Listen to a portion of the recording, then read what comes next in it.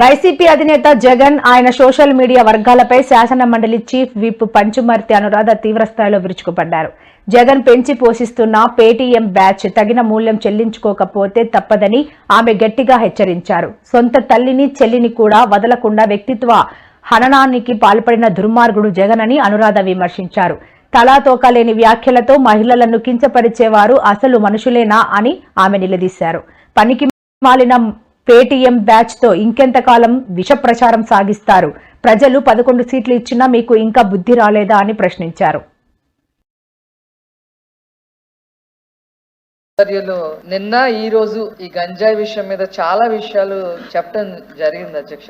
గంజాయి తాగిన తర్వాత వాళ్ళు తీసుకున్న తర్వాత వాళ్ళని పట్టుకొని వాళ్ళని మేము జైల్లో వేసాము, పోలీస్ స్టేషన్ లో పెట్టాము, దీని మీద సమీక్ష చేస్తున్నాము అని చెప్తున్నారు. అసలు అలా కాకుండా దీని మూలాలు ఎక్కడి నుంచి వస్తున్నాయి? ఎందుకంటే అధ్యక్ష, గత వైసీపీ ప్రభుత్వంలో హయాంలో కర్ణాటకలో గంజాయి దొరికినా ఇది ఆంధ్రప్రదేశ్ నుంచి వచ్చిందని చెప్పేవాళ్ళు. ఎవరు? సాక్షాత్తు డిఐజీ లెవెల్లో ఉన్న పోలీస్ వాళ్ళే చెప్పేవాళ్ళు. ఢిల్లీలో గంజాయి దొరికినా ఇది ఆంధ్రప్రదేశ్ నుంచే వచ్చిందని చెప్పేవాడు. మహారాష్ట్రలో దొరికినా ఇది ఆంధ్ర నుంచే వచ్చింది అని చెప్పేవాడు. అంటే ఈ విషయం మామూలుగా ఒక క్వశ్చన్ ఒక ఆన్సర్ అనేది పరిమితం కాకుండా దీని సీరియస్నెస్ ఏ లెవెల్ వరకు మనం తీసుకెళ్లగలుగుతాము అనే లిక్కర్ స్కామ్ కి తెర లేపి మీరు మోర విరాట్గా ఉంటూ 3,500 కోట్లకు పైగా నకిలీ మద్యాన్ని అమ్మి సొమ్ము చేసుకొని మీ ఎమ్మెల్యేలు ఎంపీలు మీ హయాంలో ఉన్న ప్రభుత్వ యంత్రాంగం అంతా